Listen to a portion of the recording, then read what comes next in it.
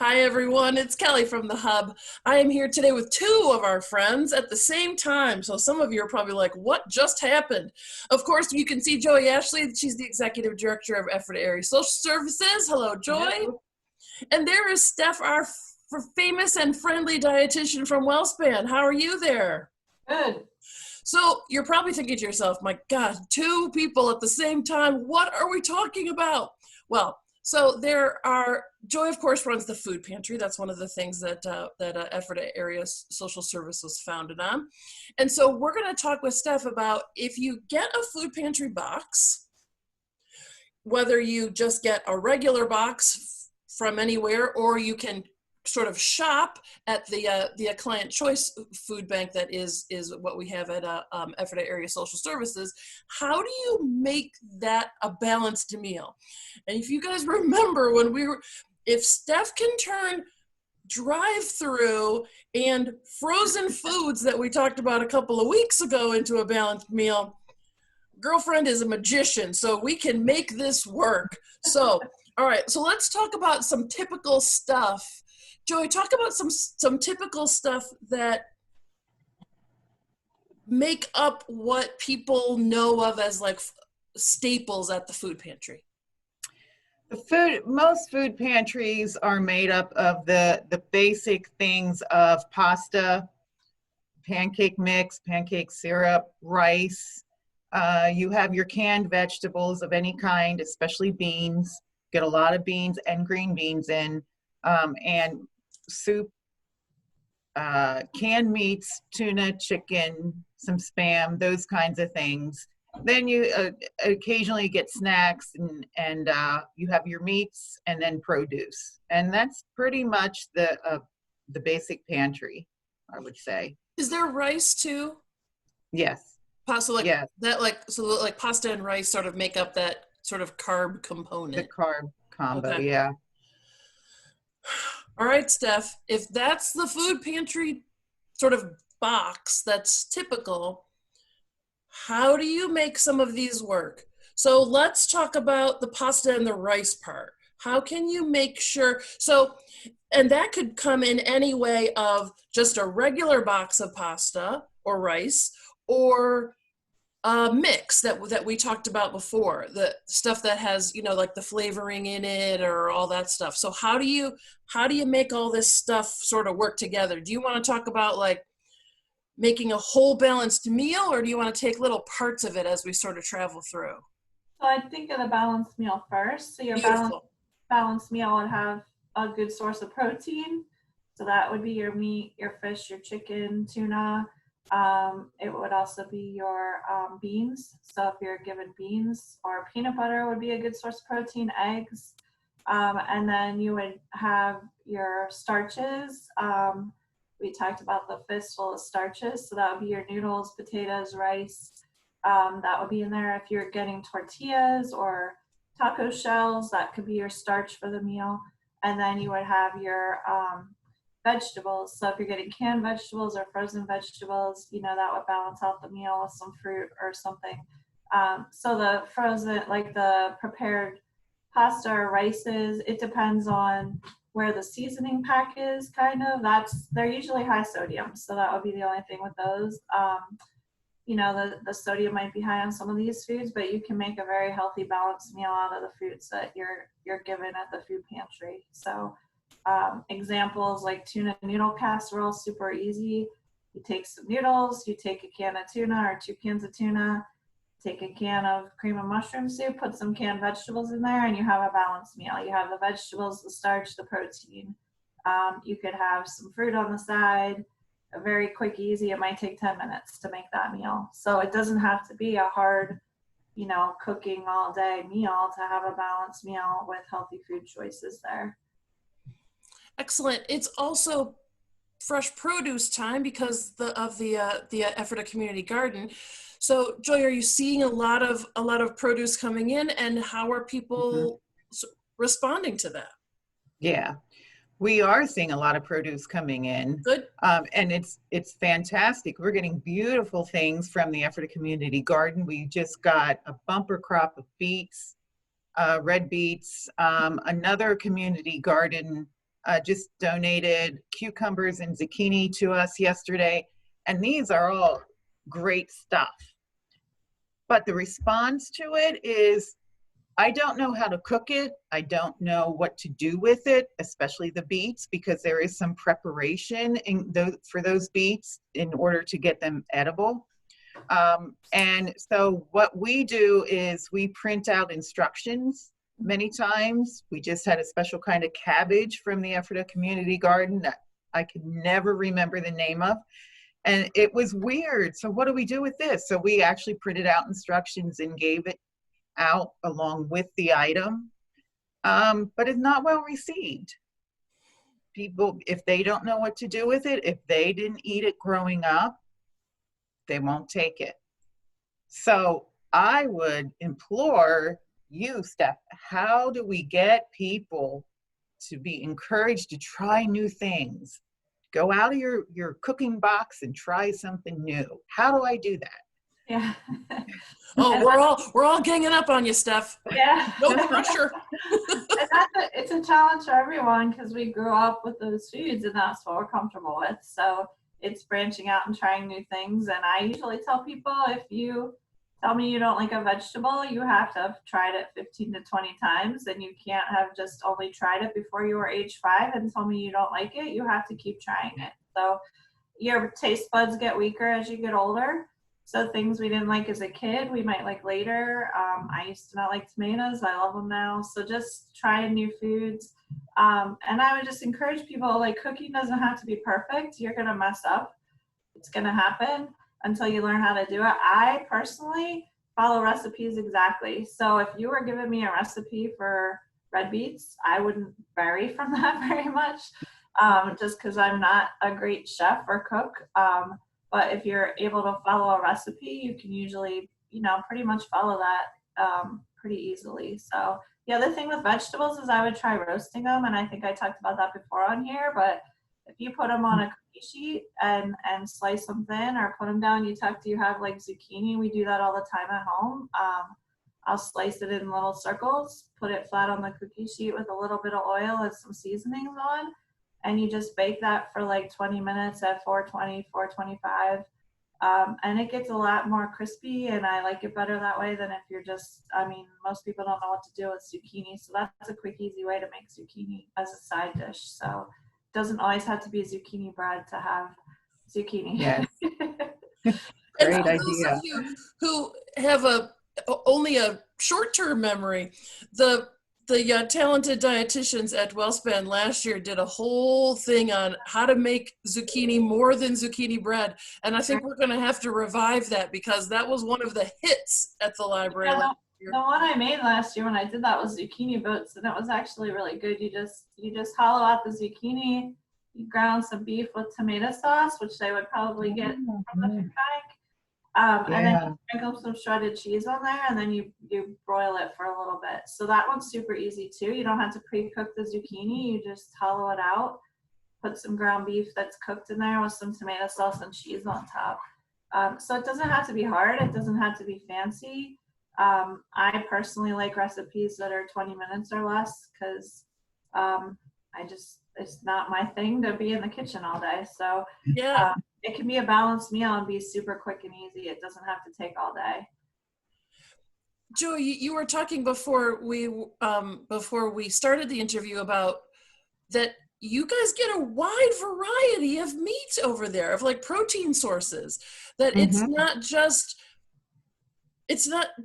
a chicken breast or a chicken thigh or whatever, that you got ground turkey sometimes, you can get a big selection of fish. Yeah. So those are some of those things. I mean, I know in my life, ground turkey holds the same place as ground beef. I can put it in anything that I would normally make ground beef. I may have to season it a little bit more just so that I can have a little bit more flavor, because some people I think might lose some of that flavor. But as far as I'm concerned, ground turkey equals ground beef.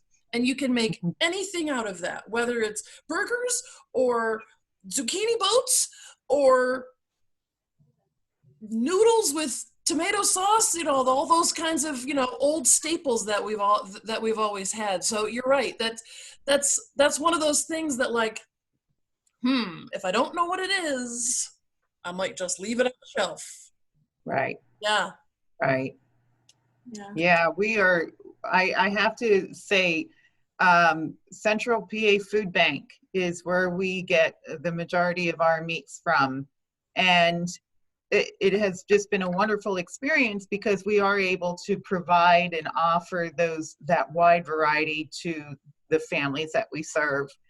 And so we love being able to provide fish and the ground turkey.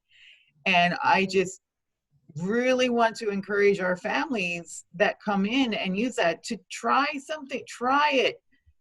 Even if you never had it before, just try it. You don't know how to cook it, ask us. We will be more than glad. One day we hope to have, we already had this a few times, we were able to offer little food samples of things that were made from our food bank that they could actually taste it. Sort of like when you go to Costco, you go to try the food samples. Well, we could do that. So more of that kind of thing is really fun and it's exciting, and it just gives that little extra special thing for the families that come in. Yeah, you had sent a list of some of the foods you have there, and the fish you have isn't fishy fish. It's not strong fish tasting fish. So it works well. It's not going to be like that super strong fish taste if that's what people are worried about. And you're right, because that's one of those things that if you've just never really traveled down the fish street before, you make the assumption that all fish is going to be that it's a little scary and it's going to taste right. You've got pollock, which is like haddock and cod. That's sort of all in the same. Even if it's tilapia, that's sort of all in the same real mild stuff that you could easily put a little oil, a little breadcrumb on that, pop it in the oven, and it's just going to taste divine. And we have tortillas, so you can make fish tacos, which are really yummy. So. Oh, fish tacos are one of the best things in the whole world. And that doesn't mean you have to do anything special, right? That's maybe a little lettuce if you like it, or maybe a little tomato if you like it, or a little onion. Put the fish in the tortilla. Oh, my God, I think I have a menu for my meal this evening. Glorious. Right, and that's one of those moments where you just need someone to be like, what about this? You could try these fun, fancy things that are not fancy at all. Just takes a little creativity to make it work. That's right. Heavens, this is so glorious. Steph, are there any other recipes you got in your wheelhouse that you want to share with people about how to sort of make it all fit together? We were talking about like enchiladas. So if you do get the canned chicken or even the chicken breast that's there, they're super easy to make. With the canned chicken, you just take the canned chicken out, put it in the tortilla, put some salsa and shredded cheese in there. It doesn't have to be fancy. And then you have an enchilada. You could bake that for a little bit. That would be an easy meal. You know, any kind of pasta meal where you take, again, you could have the ground beef with some tomato sauce and the pasta. Everyone's familiar with that, but those are super simple, easy meals that are balanced, that don't have to take a lot of time or effort. The fish we were talking about, like doing a fish taco. We did fish bowls last year with like brown rice. The fish on top with some salsa and black beans in there. And again, you have a balanced meal. So you have the canned black beans, you have the rice, you have the fish. The fish packages, the frozen fish, tell you how to cook it. So you bake it the way that's on the label, and you have it baked already. You put it in the rice, you add the salsa and beans to that. That's a quick, easy, balanced meal that tastes really good. So they don't have to be hard, and it doesn't have to be complicated to cook healthy and to have a balanced meal. I know lots of people talk about this all the time, and this is something that, you know, and every household tries it at some point. It's not just the mom or just the dad who's in charge of food. I learned cooking because mom said 1 day a week you're in charge. Well, boy, howdy, that was scary when I was 10 or 11. But then I found, I asked mom, well, that's fine. Can I have a cookbook? and we got one out of the library, and I thumbed through it and thought, well, here we go.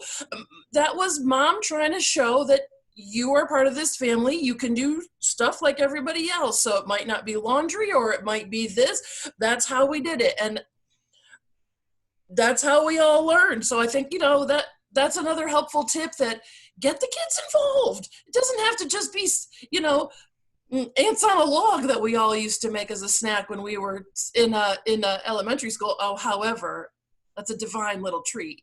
But, there's lots of ways that you can involve lots of members of the family. Right.